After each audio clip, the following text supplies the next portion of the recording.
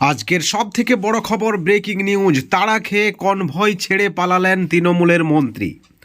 ভিতরে ভিতরে নাকি তৃণমূল বিজেপির সেটিং করতে গিয়ে হাতে নাতে ধরা খেলেন তৃণমূলের মন্ত্রী, সুন্দরবন উন্নয়ন মন্ত্রী বঙ্কিম হাজরা। সাগরের বিধায়ক, তাকে ঘিরে ফেললেন তৃণমূল কর্মীরাই। চরম অস্বস্তিতে রাজ্যের শাসক দল তথা মুখ্যমন্ত্রী মমতা বন্দ্যোপাধ্যায়, যেমনটা দাবি রাজনৈতিক মহলের।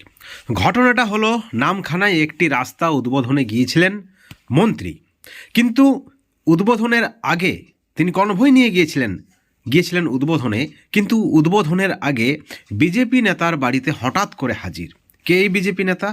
এই বিজেপি নেতা হচ্ছে বীরেন গিরি। তিনি সদ্য তৃণমূল ছেড়ে বিজেপিতে এসেছেন।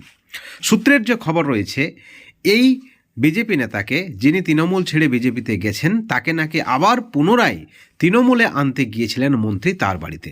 বীরেন গিরি স্বীকার করে নিয়েছেন যে তার বাড়িতে মন্ত্রী এসেছিলেন, তাকে অনুরোধ করেছেন আবার তৃণমূলে যাওয়ার।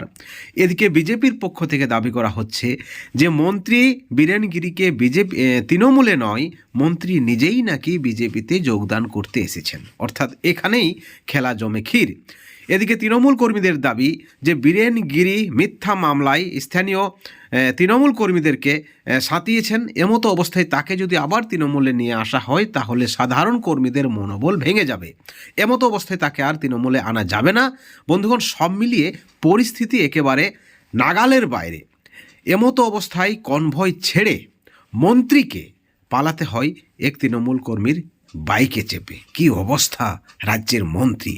প্রশ্ন উঠছে, তাহলে কি ভিতরে ভিতরে বিজেপিতে যোগ? হাতে নাতে ধরা খেল তৃণমূলের মন্ত্রী। চরম অস্বস্তিতে রাজ্যের শাসক দল। বিজেপির পক্ষ থেকে দাবি করা হচ্ছে যে এই মন্ত্রী বিজেপিতে যোগদান করতেই বিজেপি নেতার বাড়িতে এসেছিলেন। অর্থাৎ সব মিলিয়ে একটা রাজনৈতিক পারদ চড়ছে এই ঘটনাকে কেন্দ্র করে। এবং রাজ্যের মন্ত্রী, সুন্দরবন উন্নয়ন মন্ত্রীকে এইভাবে তাড়া খেয়ে পালাতে হবে কনভয় ছেড়ে, সেটাও কিন্তু খুব লজ্জার বিষয়। বন্ধুগণ, এই ভিডিওর পরিপ্রেক্ষিতে আপনাদের কি মতামত, আপনাদের কি প্রতিক্রিয়া, অবশ্যই আপনারা আমাদের চ্যানেলের কমেন্ট সেকশনে কমেন্ট করে জানাবেন।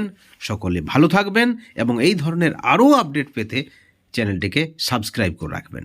ভালো থাকবেন, সুস্থ থাকবেন, কিন্তু দুর্নীতি থেকে, হিংসা থেকে দূরে থাকবেন। Thank you so much.